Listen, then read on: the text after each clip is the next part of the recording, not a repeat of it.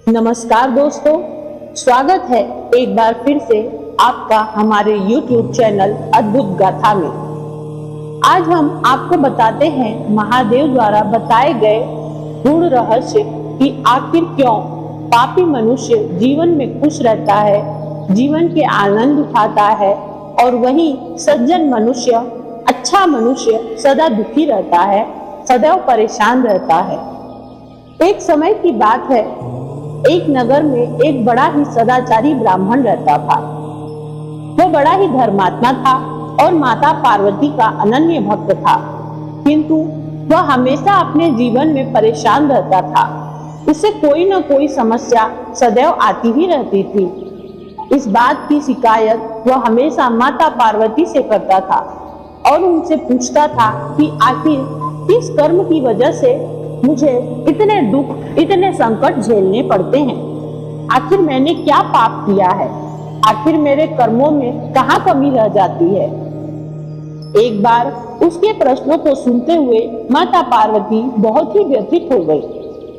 उनके मन में यह सवाल उत्पन्न हो गया कि आखिर क्यों सज्जन मनुष्य हमेशा दुखी रहता है, हमेशा समस्याओं से घिरा रहता है, और वही पापी और पाखंडी मनुष्य हमेशा खुश रहता है और मौज उड़ाता है। अपनी इस समस्या और प्रश्न को लेकर माता पार्वती हमेशा की तरह महादेव के पास चली गई और वहां जाकर उन्होंने कहा, हे महादेव, मेरे मन की शंकाओं का समाधान कीजिए। मेरे मन में जो प्रश्न उठा है उसका उत्तर दीजिए। इस पर महादेव ने कहा, हे देवी, पूछिए, आपके मन में क्या प्रश्न है जिसके कारण आप इतनी व्यथित और चिंतित हैं। मैं आपकी व्यथा और चिंता को दूर करने की यथासंभव प्रयत्न करूंगा। इस पर माता पार्वती कहती हैं, हे महादेव, मेरा प्रश्न है कि आखिर क्यों सज्जन और अच्छा मनुष्य दुख पाता है और वहीं पापी, दुराचारी, दुष्ट आदमी सदैव खुश रहता है। इसके जवाब में महादेव ने माता पार्वती से कहा, हे देवी, अच्छे लोग दुखी क्यों रहते हैं और पापी पाखंडी लोग हमेशा खुश रहते हैं और मौज उड़ाते हैं। इसके दो कारण हैं। दोनों ही कारण मैं आपको एक कहानी के माध्यम से समझाता हूँ। आप इस कथा को ध्यान से सुनिएगा। आपको आपके प्रश्न का उत्तर स्वयं ही मिल जाएगा और जन सामान्य को भी इस कथा के माध्यम से इस गूढ़ रहस्य का, इस सत्य का ज्ञान मिलेगा। जो भी मनुष्य इस कथा को सुनेगा एवं इस कथा का आचरण अपने जीवन में करेगा, वह सदैव सुखी रहेगा। उसके जीवन के सभी कष्ट, सभी दुख और दरिद्रता दूर हो जाएंगे। इसलिए आप यह कथा ध्यान से सुनिएगा। तो दोस्तों, आइए जानते हैं महादेव द्वारा बताए गए वह रहस्य। इससे पहले आपसे निवेदन है, यदि आपने अब तक चैनल को सब्सक्राइब नहीं किया है तो चैनल को सब्सक्राइब कर लें और कमेंट में प्रेम से हर हर महादेव अवश्य लिखिएगा। महादेव आप सबका मंगल करे, इसी मनोकामना के साथ आइए आज की कथा शुरू करते हैं। महादेव ने कथा कहना शुरू किया। एक नगर में एक विधवा स्त्री रहती थी। उसकी 3 छोटी छोटी बेटियां थीं। जवानी में ही उसके पति का स्वर्गवास हो गया। अब तीनों छोटी छोटी बच्चियों को पालने का, उनके भरण पोषण का भार उस अबला नारी पर आ गया। उसके पास कुछ काम धंधा भी नहीं था, किंतु जैसे तैसे वह अपना और अपनी बच्चियों का जीवन यापन कर रही थी। यही सब वह हमेशा सोचती रहती कि अब आगे क्या होगा, कैसे इन बच्चियों का जीवन बीतेगा, कैसे इनके जीवन में इनका भरण पोषण होगा। यह सोचते सोचते वह सदैव बीमार रहती थी, सदैव चिंता में रहती थी।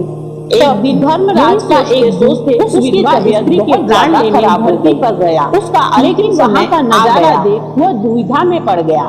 उसने देखा कि महिला जमीन पर पड़ी है और उसकी तीनों बेटियां उसके ऊपर सर रखकर रो रही हैं। फिर दूत ने सोचा कि इनका पिता तो पहले ही मर चुका है। अगर मैं इस स्त्री के प्राण भी ले गया तो इन बच्चियों का क्या होगा? यह किसके सहारे रहेंगी? इनका पालन पोषण कौन करेगा? यह सोचकर वह देवदूत स्त्री के प्राण लिए बिना ही लौट गया। जब वह धर्मराज के सामने गया तो धर्मराज ने कहा, तुम तो स्त्री के प्राण लेने गए थे, फिर खाली हाथ कैसे आ गए? तब देवदूत ने कहा, हे स्वामी, मेरी गलती को क्षमा करना, मैं चाहकर भी उस स्त्री के प्राण नहीं ला पाया। अगर मेरी जगह आप होते तो शायद आप भी खाली हाथ ही लौट आते। मैं उस महिला की बच्चियों का दुख नहीं देख पाया, वे रो रही थी, उन्हें वहां कोई देखने वाला भी नहीं था। यदि मैं उस महिला को ले आता तो उन बच्चियों को कौन देखता, कौन उनका पालन पोषण करता? पृथ्वी लोक के मनुष्य तो इतने स्वार्थी हो गए हैं कि बिना मतलब के कोई किसी का सहारा नहीं बनता। यदि कोई मदद करता भी है तो वह बदले की उम्मीद रखता है या फिर अपने एहसान के नीचे जीवन भर दबाकर रखना चाहता है। देवदूत कहता है, हे स्वामी, उस महिला को थोड़ा और समय दे दीजिए ताकि वह अपनी बच्चियों को पाल पोस कर बड़ा कर सके। देवदूत की यह बात सुनकर धर्मराज क्रोधित हो जाते हैं और उसे डांटते हुए कहते हैं, अरे मूर्ख, ईश्वर की बनाई गई सृष्टि में ना कोई एक क्षण घट सकता है और ना कोई बढ़ सकता है। उसकी मर्जी के बिना उसे जीवन दे सकते हैं और ना समय से पहले मार सकते हैं।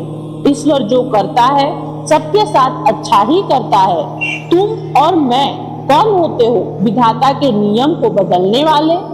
तुमने उस महिला को ना लाकर ईश्वर के नियम का उल्लंघन किया है। तुमने बहुत बड़ा अपराध किया है, इसलिए तुम्हें इसका परिणाम, इसका फल भोगना ही पड़ेगा। जाओ, जिस पृथ्वी के मनुष्य से तुम्हारी ममता है उसी पृथ्वी पर मनुष्य बनकर अपना पाप भोगो। यह सुनकर देवदूत धर्मराज के सामने हाथ जोड़कर कहता है, हे स्वामी, धरती लोक से मेरा उद्धार कब होगा और कैसे होगा? मुझे यह बताकर मेरा उद्धार कीजिए। इस पर धर्मराज कहते हैं, जब धरती पर जाकर तुम अपनी मूर्खता पर 3 बार खिलखिलाकर हंस लोगे तब तुम्हारा उद्धार हो जाएगा। इतना कहकर धर्मराज ने उस देवदूत को धरती पर ढकेल दिया। वह धरती लोक पर मनुष्य शरीर में आ चुका था। उसके शरीर पर कोई वस्त्र नहीं था, क्योंकि धरती लोक का एक नियम है, जब मनुष्य जन्म लेता है उस समय वह नग्न होता है। देवदूत ने जन्म तो नहीं लिया था, किंतु वह धरती लोक पर मनुष्य रूप में आया था, इसलिए वह निर्वस्त्र ही एक सड़क के किनारे पड़ा ठंड से ठिठुर रहा था। वहीं से एक मोची गुजर रहा था। वह मोची अपने बच्चों को ठंड के लिए कुछ कपड़े लेने जा रहा था। रास्ते में ठंड से ठिठुरते एक नग्न व्यक्ति को देखकर उसे दया आ गई। उसने अपने बच्चों के लिए तो कपड़े नहीं लिए, लेकिन उस देवदूत के लिए कपड़े और कंबल खरीद लाया और कपड़े लाकर उस देवदूत को दे दिए। देवदूत कंबल पाकर कहने लगा, आपने मुझे कपड़े देकर मुझ पर बहुत बड़ा उपकार किया है, लेकिन कपड़े देकर मैं ठंड से तो बच गया, किंतु ना मेरे पास कोई घर है, ना ही कोई परिवार और ना ही भोजन का कोई साधन। तब मोची बोला, भाई तुम मेरे घर चलो, मैं तुम्हारा सारा खर्चा उठा लूंगा। वह मोची देवदूत को अपने घर लेकर आ पहुंचा। उधर मोची की पत्नी ने देखा कि उसका पति बच्चों को कपड़े लेने गया था, किंतु कपड़े तो कुछ लाया नहीं, उल्टा एक आदमी को उठा लाया। यह देखकर पति पत्नी में झगड़ा होने लगा और पत्नी उससे भला बुरा कहने लगी। तब यह देखकर देवदूत बहुत ही जोर जोर से हंस पड़ा। मोची ने पूछा, अरे भाई तुम क्यों हंस रहे हो, ऐसा क्या देख लिया? तब देवदूत ने कहा, भाई मेरी हंसी का रहस्य मैं आपको नहीं बता सकता, किंतु समय आने पर तुम्हें स्वयं सब पता चल जाएगा। वह देवदूत मोची के घर में ही रहने लगा। कुछ ही दिनों में उसने मोची का सारा काम सीख लिया। देवदूत के द्वारा बनाए गए जूते चप्पल खूब बिक रहे थे। कुछ ही दिनों में मोची धनवान बन गया।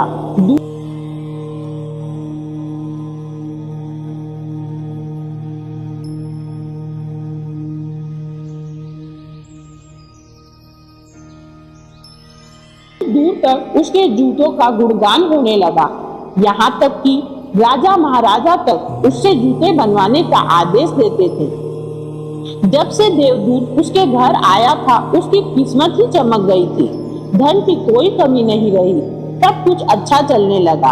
एक दिन एक राजा का सैनिक चमड़ा लेकर उसी मोची के पास आया और बोला, देखो हमारे महाराज इसी चाम के बने जूते पहनना चाहते हैं। यह चाम बहुत कीमती है, तुम ठीक से इसे एक जूता बना देना। और देखो ध्यान रखना कि यह चाम खराब न हो, क्योंकि इससे ज्यादा चाम नहीं है। इस चमड़े के जूते ही बनाना, चप्पल मत बना देना। ऐसा कहकर राजा का सैनिक चमड़ा देकर चला गया। इधर मोची ने भी देवदूत को समझाया कि देखो राजा वाली बात है, इसमें कोई गलती मत करना। चमड़ा भी बहुत कीमती है और बहुत कम है, इसलिए चमड़ा खराब न हो इसका विशेष ध्यान देना। जूते की वह कह गया है तो तुम जूते ही बनाना, गलती से भी चप्पल मत बना देना, नहीं तो राजा हम सबका जीना कठिन कर देगा और सब परिवार हमें फांसी पर चढ़ा देगा। मोची के इतने समझाने के बाद भी देवदूत ने चमड़े से चप्पल ही बनाई। चप्पल देखकर मोची की सांसें फूल गई। वह देवदूत को डांटने लगा और कहा, अरे मूर्ख, तुझे इतना बार बार समझाया था कि जूता ही बनाना, लेकिन तूने चप्पल ही बना दी। अब राजा हमें नहीं छोड़ेगा, तू भी मरेगा और साथ में मैं और मेरा पूरा परिवार भी। मोची को अत्यंत दुखी देखकर देवदूत एकदम से खिलखिलाकर हंसने लगा। मोची बोला, अरे मूर्ख, एक तो काम बिगाड़ दिया, ऊपर से हंस रहा है।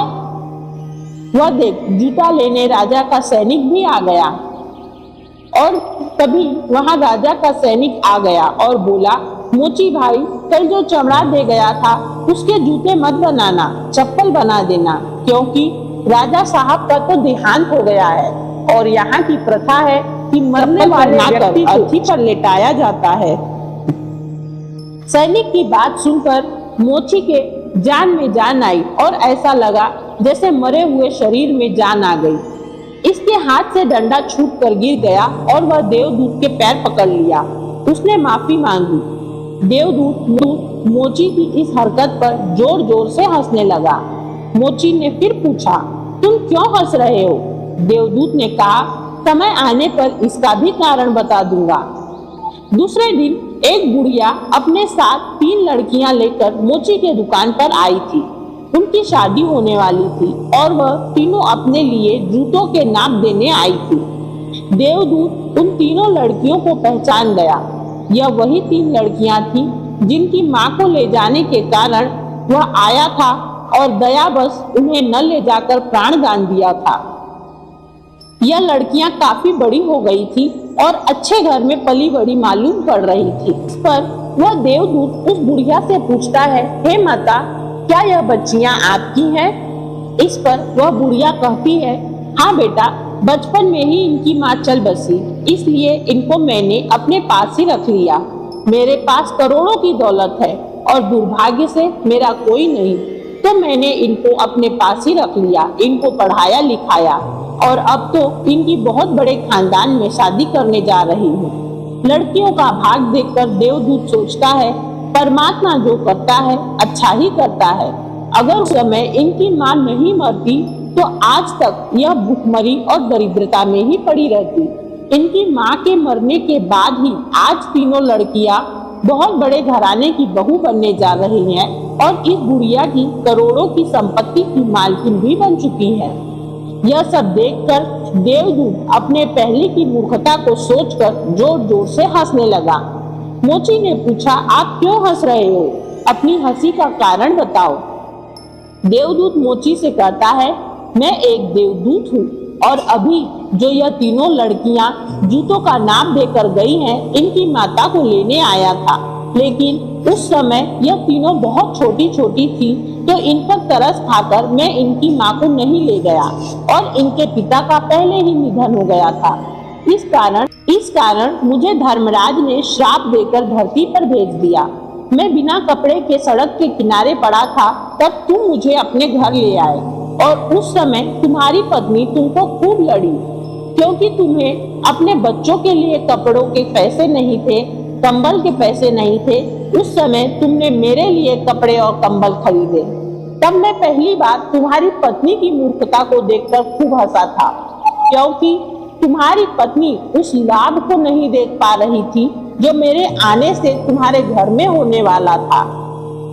दूसरी बात, मैं तब हंसा था जब राजा के जूते न बनाकर मैंने चप्पल बनाई थी और तुम मुझे डंडे से पीटने आए थे।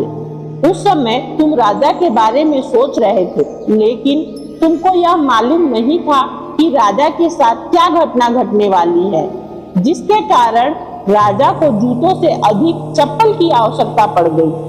हम किसी भी चीज को देखकर या सोचकर दुख मनाते हैं जो हम उसे नहीं देख पाते, जो भविष्य में होने वाला है, जो परमात्मा ने हमारे लिए कुछ अच्छा लिख रखा है, हमारी अच्छाई या भलाई के लिए। हमारे साथ जो भी होने वाला है उसे हम नहीं देख पाते। हमारे साथ जो भी बुरा होता है उसके लिए हम उस परमात्मा को कोसते हैं। हम उस अच्छे को नहीं देख पाते जो भविष्य में होने वाला है। कई बार हमारे साथ वर्तमान में अच्छा होता है तो हम बहुत खुश हो जाते हैं, लेकिन हम यह नहीं देख पाते कि भविष्य में हमारे साथ कितना बुरा होने वाला है। हमारे साथ हमेशा दो तरह की घटना होती है, या तो अच्छी या तो बुरी, लेकिन हमें हमेशा यह सोचना चाहिए भगवान जो करेगा अच्छा ही करेगा। यह सोचकर हमें आगे बढ़ना चाहिए, चाहे हमें खुशी मिले या दुख। अच्छे लोग दुखी इसलिए रहते हैं कि अच्छे लोगों के साथ बाद में अच्छा हो सके, और दूसरा कारण यह है कि अच्छे लोग हमेशा ईश्वर से जुड़े रहें। इनका ईश्वर से जुड़े रहना भी जरूरी है, क्योंकि यह मानव जीवन का सत्य है। जब दुख आता है वह ईश्वर से जुड़ जाता है, और वहीं सुख की घड़ी में मनुष्य भगवान को, अपने परमात्मा को भूल जाता है। कारण है कि मनुष्य पर दुख आते रहना चाहिए। अंत में यह सारी बातें कहकर देवदूत मोची को सब कुछ समझाकर वापस धर्मराज के पास चला गया। माता पार्वती महादेव की यह कथा सुनकर अति संतुष्ट हुई। उनकी व्यथा भी दूर हो गई। उन्हें उनके प्रश्नों का सात्विक और सटीक जवाब मिल गया था। तो दोस्तों, यह थी महादेव द्वारा बताई गई गूढ़ रहस्य कि आखिर क्यों सज्जन और सच्चे मनुष्य को दुख मिलता है, दुराचारी और पाखंडी दुष्ट मनुष्य सदैव खुश रहता है। आशा करती हूँ आज के वीडियो से आपको बहुत कुछ सीखने को मिला होगा और आपको आज की वीडियो पसंद आई होगी। अगर पसंद आई है तो एक लाइक करें और कमेंट में प्रेम से हर हर महादेव, ओम नमः शिवाय अवश्य लिखें। आज के लिए इतना ही। मिलते हैं अगली वीडियो में। तब तक के लिए नमस्कार।